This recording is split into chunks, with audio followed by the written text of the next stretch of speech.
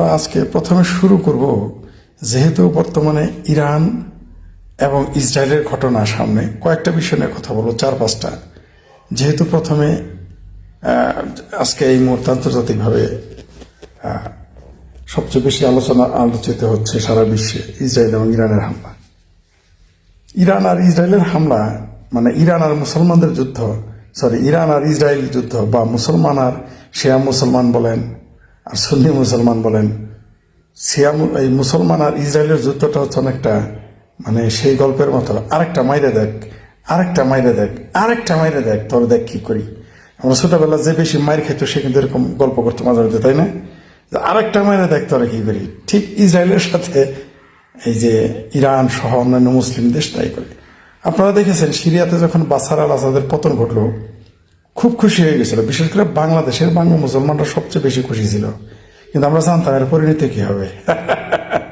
ঠিক আছে, বিশেষ করে আর খুশি হয়েছিল এরা, এই দেখো বাশার আল আসাদের মতো আর একটা স্বৈরাচার গেছে শেখ হাসিনা।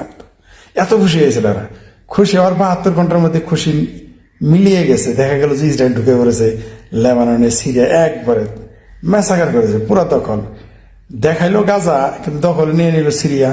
সিরিয়া আসলো তাদের তাদের তাদের মতের লোক ক্ষমতায়, পাগড়ি পরা আইসা, পাগড়ি খুলে এখন কোট প্যান্ট পরছে। বুঝতে পারছেন তো মৌলভী সাহেবরা? ওই যে সিরিয়ায় কি আইলো, যুদ্ধ করলো পাগড়ি পরে, ক্ষমতা এসে কোট টাই প্যান্ট স্যুট লাগাই দিচ্ছে। কি বুঝলেন? বাংলাদেশে যারা সুন্নতি ড্রেসের কথা বলেন তারা কি বুঝলেন? দেখ, সেটা আর বললাম না, ওইটা শেষ। এই মুহূর্তে যখন 7 অক্টোবর সম্ভবত, তাই না, মনে আছে তো, ইসরায়েলে যে হামলা করা হইল প্রথম, মানে আমি তার আগে 7 অক্টোবর থেকে বলতেছি, তার আগে ওরা আগে ওইটা আমি এই মূল ঘটনা নিয়ে আসতেছি, এইটুক থেকে আমি আসতেছি। আপনারা আবার এটাকে তেনা বেছেন না, ঠিক আছে? 7 অক্টোবর যখন ইসরায়েলের শত শত মানুষের উপর হামলা করা হইল, কয়েকশো জিম্মি করা হইল, ধর্ষণ করা হইল, মানে হামাসারা করলো। আবারও বলি, আমি কিন্তু শব্দ ফিলিস্তিন বলি নেই, মাইন্ডেড। কারা করেছে? হামাসিরা। কারা করেছে? হামাস সন্ত্রাসীরা। কারা করেছে? হামাস জঙ্গিরা। আর শব্দগুলো খেয়াল করবেন, শব্দ ভুল করলে বুঝতেও ভুল করবেন, আর বুঝতে ভুল করলে আমরা তো 14 গোষ্ঠী মিলা গালাগালি করবেন, করতে থাকেন, সমস্যা নেই, সব বিষয়ে আসবো আলোচনা। তাহলে যখন এরা এই কাজটা করলো, আমরা জানতাম ইসরায়েলের কঠিন প্রতিশোধ নেবে। বাংলাদেশে তো আবাবিল পাখির গল্প অলি গলি মে ছোড় গিয়া থা, মনে আছে আপনার? যখন ওই যে ফিলিস্তিনি, আবারও বলি, ফিলিস্তিনের একটি অংশ যারা হামাস সন্ত্রাসী হিসেবে পরিচিত, খোদ ফিলিস্তিনের এদের গালি দেয় হারামজাদা, শুয়োর বলে। ঠিক আছে, আমি না, কিন্তু আমি কারো শুয়োর হারামজাদা গালি দেই না, আমি হারামজাদা গালি দেই না। ফিলিস্তিনি বা হামাস দেয়, কারা বলে শুয়োর বলে? ওই যে সন্ত্রাসী বলে কারা? ফিলিস্তিনিরাই বলে। বুঝতে পারছেন? এক কিতাবের পাঠক আর এক দলের সমর্থক লোকগুলো বিপজ্জনক হয়। যাই হোক, তারা যখন এটি করলো, আমি নিশ্চিত ছিলাম ভয়ঙ্কর পরিণতি অপেক্ষা করবে। কিন্তু বাংলাদেশের মিডিয়া প্রতি 24 ঘন্টা পর পর আবাবিল পাখির গপ্পে পুরা ইসরায়েল দল করে ফেলছে, পারলে আমেরিকা সহ দল করে ফেলে। ভারত তো তাদের কাছে গণিমতের মালই, ভারতের নায়িকাদের গণিমতের মাল পাকিস্তান বাংলাদেশের লোকজন ডিক্লেয়ার দিয়ে দিছে।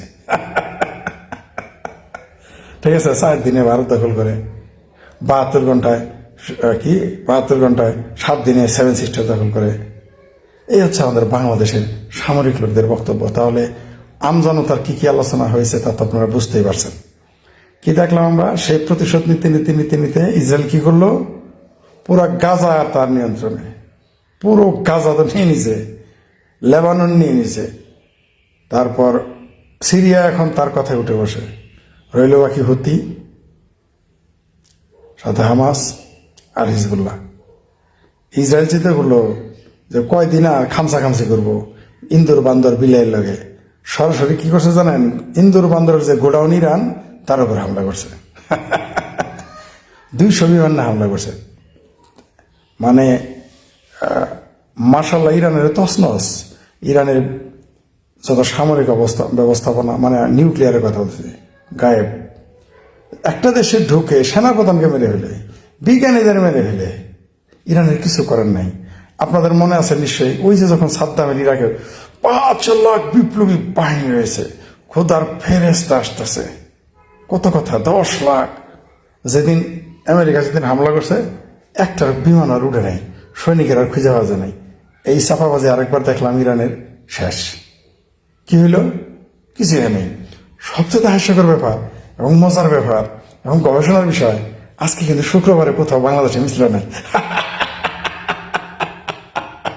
কি বললো এরা? মিছিল করলেন না কেন? ইরান খাবে তাই। আপনারাই না ইরানের খোমেনির ছবি হাতে নিয়ে সালমান রুশদির ফাঁসি চাই, সালমান রুশদির ফাঁসি চাই মিছিল করেন নাই? ইরানের ছবি নিয়ে কি জামালপুরের জামাতেরা মিছিল করেন না? আমি তো নিজের চোখে দেখছি। আপনার মনে আছে সেই সেনানিক বার্ষিক বিরুদ্ধে মিছিল হয়, ইমাম খোমেনির ছবি নিয়ে মিছিল করছে জামাতেরা সরিষা বাড়িতে, খোদ সরিষা বাড়ি মফস্বল এলাকা, সেখানে মিছিল করছে, জামালপুরে মিছিল করছে। আমি নিজের চোখে দেখেছি। ইমাম খোমেনির ছবি কাঁধে নিয়ে রুশদির ফাঁসি চাই, রুশদির ফাঁসি চাই। তখন ইরানের যে তেসনস করলো, আজকে আর ফাঁসি দেখালাম না, আজকে তো কারো মিছিল দেখলাম না।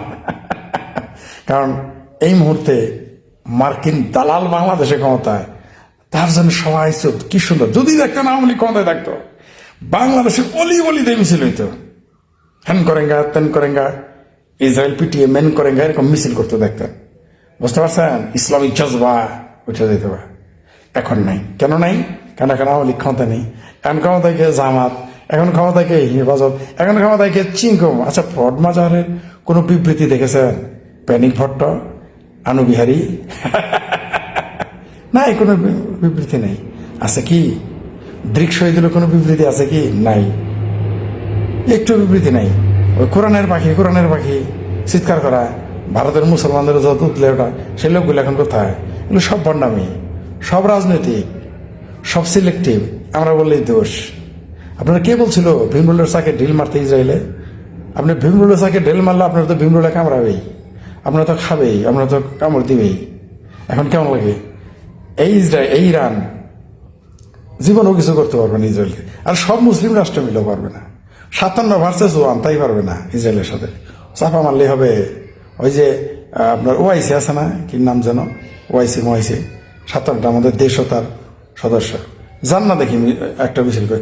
ইসরায়েলের বিরুদ্ধে কথা বলেন না, মুরত আছে নাকি? পারবেন না।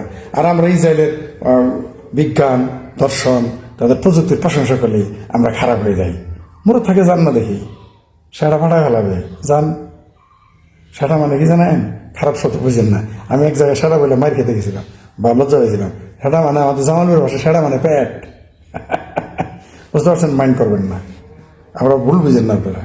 একেবারে সোজা করে ফেলাবে, তারা এর মতো সোজা করে ফেলাবে ইসরায়েলের সাথে সুদূর বুদুর করলে। দেখতেছেন না কোথায় কি জামাত ইসলাম এখন কোথায়? হেফাজত ইসলাম কি? আর লামা জাহাবিরা তো যাবেই না।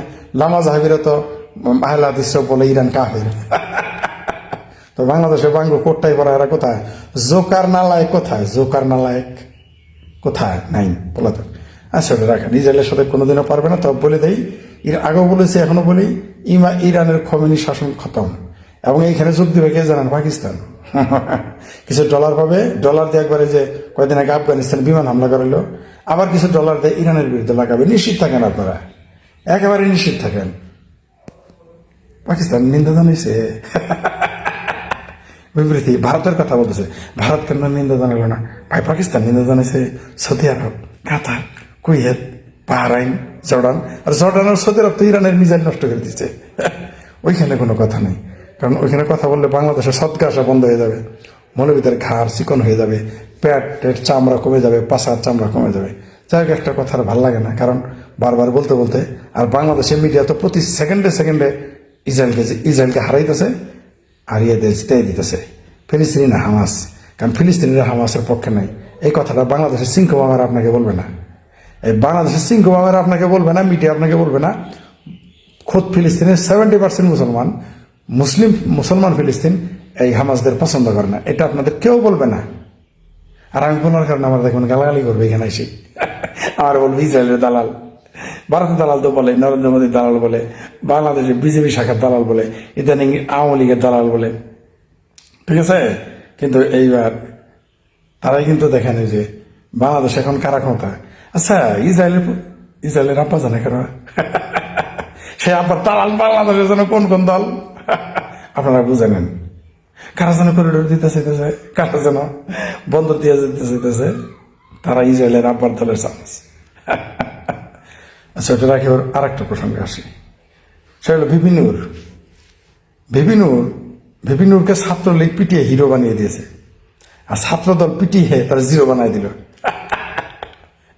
অনেকে বলতেছে যে, আবারও বলি, ভিপিনুরকে ছাত্রলীগ পিটিয়ে হিরো বানিয়েছিল গলা ধাক্কা দিয়ে, আর ছাত্রদল মেরে তাকে জিরো বানিয়ে দিল। ভিপিনুর ক্যারিয়ার খতম, কাজ হবে না। আর এই যে যারা বলতেছেন, আমি বলছি না আপনাদের যে নির্বাচন এত সস্তা কথা না। নির্বাচনে বাপ বেটাকে ছাড়ে না, বেটা বাপকে ছাড়ে না, বউ জামাইকে ছাড়ে না, জামাই বউকে ছাড়ে না, শ্বশুর জামাইকে ছাড়ে না, জামাই শ্বশুরকে ছাড়ে না। নিজের দলের মধ্যে কোন দল? নির্বাচনে এত সস্তা না। তারেক রহমান যদি ওই আসন লিখেও দেয়, তারপরে বিএনপি বিদ্রোহী প্রার্থী হবে। গোলাম মাল্লার অনেকে দেখ আর না দেখ, বিএনপি বিদ্রোহী প্রার্থী দাঁড়াবে এবং বিভিন্নরা ফেল করবে। আর যদি জোর করে ভোট নিয়ে নেয় ডিক্লার দেয়, সেটা ভিন্ন বিষয়। কিন্তু নির্বাচন যদি হয়, আমার সাথে ইলেকশন করে বিভিন্নরা ফেল করবে, নিশ্চিত থাকেন আপনারা। বুঝতে পারছেন? এটাই রিয়েলিটি, এটাই বাস্তবতা। আমার এই পিঠে ব্যথা, তো আপনারা কি কিছু মনে করবেন না, হয়তো ভাববেন এইভাবে কেন, আমার ব্যথা, তীব্র ব্যথা। তো ব্যথার কারণে আমি শেল্টার নেওয়ার কারণে এইভাবে বসে আছি, কিছু মনে করবেন না। কিন্তু কথা না বললে তো হয় না, তাই না? চেষ্টা করে যাচ্ছি, কারণ হলো যে কাউকে না কাউকে তো বলতে হবে। যেটা বলতেছিলাম, ভিপিনুর চাপা মারছে আগে, আওয়ামী লীগের বিরুদ্ধে বিদ্রোহ ঘোষণা করেছে, মিডিয়া শৈলা। কোথায়? মিডিয়াও তো ভিপিনুর আগের মতো তো সংবাদ সম্মেলন করতে দেখি না। আগের মতো তো অত মাইক দেখি না। ঘটনা কি? ভিপিনুরের অভিযোগ, তাকে পুলিশ সহযোগিতা করতেছে না, তাকে আর্মি নিরাপত্তা দিতেছে না। আর্মি কি ভিপিনুর বা বাংলাদেশের পুলিশ আর বাংলাদেশের আর্মি কি ভিপিনুরের মায়ের ভাতারের চাকর? আর সহযোগিতা করবে? পুলিশেরা যখন মারলো, আগুন জ্বালাই দিল, থানা করে দিল, পুলিশের পিঠে ঝুলাই রাখলো, বিভিন্নরে তো বিবৃতি দেখলাম না। এখন পুলিশ লাগে না? এখন পুলিশকে তোমার মায়ের ভাতার, ভাতার তো ভালো জিনিস, তোমার মায়ের লাং ডাকলে চলে আসবে। তুমি পুলিশের মারবা, পুলিশের জ্বালাই দিবা, পুলিশের শেখ হাসিনা দালাল বলবা, সেই পুলিশ তোমার কাছে কেন আসবে এখন? আর আর্মির এমন ভাবে মনে যে আর্মি তোমার চৌকিদার। হ্যাঁ, ওই নুরার পর আর্মি তো ঠিকই বলেছে, ওই আর্মির যে স্টাফ বা অফিসার তিনি ঠিকই বলেছেন যে আমরা তো সকল নিরাপত্তা দিব, পুলিশ বাহিনী, তারপর সামরিক বাহিনী, আর কে কারো ব্যক্তিগত গার্ড। হ্যাঁ, নিরাপত্তা তো সবারই দেবে। তুমি দাবরানি খাবা আর সুতুর পুতুর করতে যায়, সোজা হয়ে যাওয়া, বাংলাদেশ আর্মি ঠেকা পড়ছে না, তোমার রক্ষা করবে? আমি বলছিলাম না যে আর্মির পাহারা যেদিন থাকবে না, এরা 5% থাকবে না। আর্মির পাহারা যেদিন থাকবে না, এদের লাথি উষ্টা পেটে পাড়াতে গু বাইর করে ফেলবে।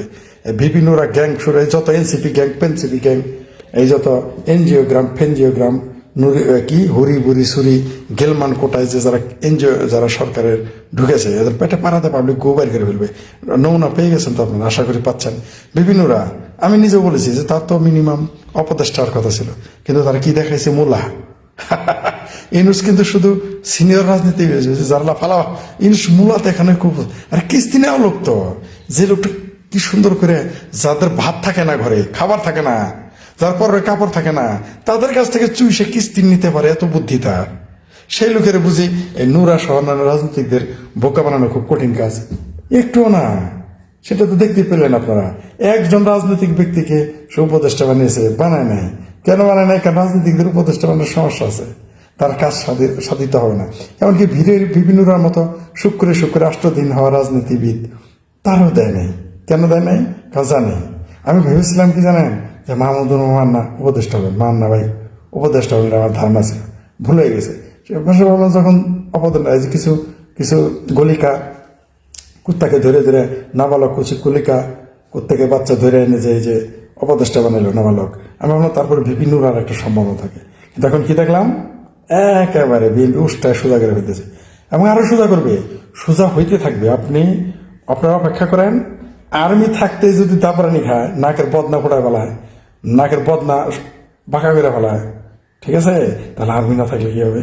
ভাই নির্বাচন, ভাই যারা এই যে সুদূর বুদুর করতেছ না, আশা করতেছ যে ডক্টর ইউনূসের সাথে তারেক রহমানের নিগোজিয়েশন হয়ে যাবে, তারপর তোমরা চালা এমপি হয়ে যাবা, রাজনীতি এত সস্তা।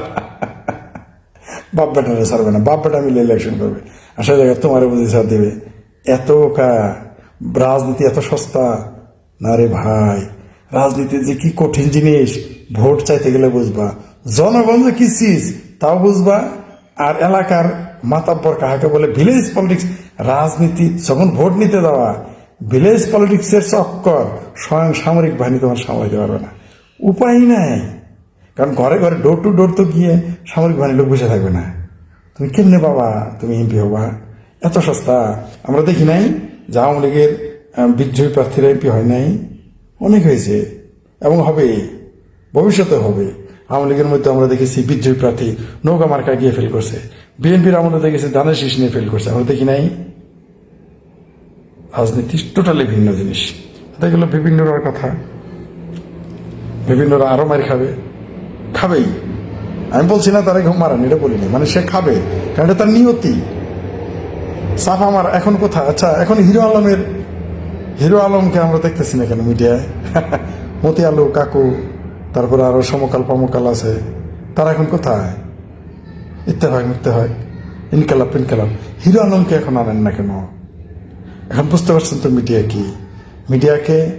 মিডিয়া আপনাকে আমাকে চাইলে মুহূর্তে হিরো বানাইতে পারে, মুহূর্তে জিরো, এটা কোনো বিষয় না। এই যে এখন দেখেন না টিভিতে কারা কারা দেখা যায়, যেগুলো আমার হাঁটুর বয়সের যোগ্য না, যেগুলো রাজনীতিতে আসছে শুক্র দিন, তাদের মিডিয়াতে দেখা যায়। এবং ভবিষ্যতে এরকম হবে, আসবে যাবে, যাবে আসবে। সরকার লিখে দেয় এ যাবে মিডিয়াতে, এ যাবে না, তাকে আনতে হবে, তাকে আনতে হবে না, এরকম লিখে দেয়, আমরা জানি। তাহলে এই বিষয়টা কি দাঁড়াইল? যে কেউ কারোর নিজের যোগ্যতায় যাচ্ছে না, সবাই বাইপাস সার্জারি বা মানে প্রিভিলেজ পেয়ে গেছে, তারা বিভিন্ন সুবিধা প্রাপ্ত, সব জায়গায় কোটা আমরা স্পষ্ট দেখতে পাচ্ছি। আরেকটা কথা বললে শেষ করি, ওই যে মমতা ব্যানার্জি নাকি প্রতিবাদ জানাইছে, এতদিনে আমাদের চায়না বেগমের আখ খুলল। তিনি বলেছেন যে আরে কি ওই রবীন্দ্রনাথ ঠাকুরের বাড়িতে হামলা হয়েছে, এটা নিন্দা জানাইছে, নরেন্দ্র মোদীকে বলছে সাথ দিতে, এতদিনে মনে পড়লো।